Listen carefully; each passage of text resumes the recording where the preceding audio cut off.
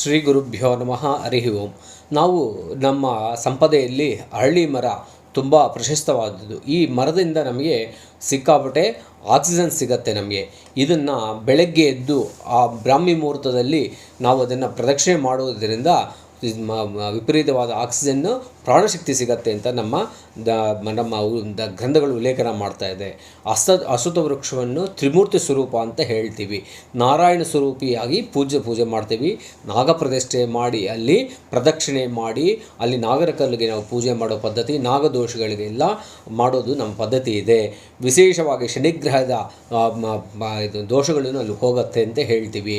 ಹೆಚ್ಚಿಗೆ ವಿವಾಹ ಆಗದೇ ಇರೋರು ಮತ್ತು ಸಂತಾನ ಇಲ್ಲದೇ ಇರೋರು ಈ ಅಶ್ವತ್ಥನಾರಾಯಣ ವೃಕ್ಷಕ್ಕೆ ಮದುವೆ ಮಾಡುವುದು ಮತ್ತು ಇದಕ್ಕೆ ನಾವು ಪ್ರದಕ್ಷಿಣೆ ಮಾಡುವುದು, ಅಲ್ಲಿ ನಾಗರಕಲ್ಲಿಗೆ ಪೂಜೆ ಮಾಡೋದರಿಂದ ತುಂಬ ಉತ್ತಮವಾದ ಫಲಿತಗಳು ಸಿಗುತ್ತೆ ಅಂತ ನಮ್ಮ ಧರ್ಮಶಾಸ್ತ್ರ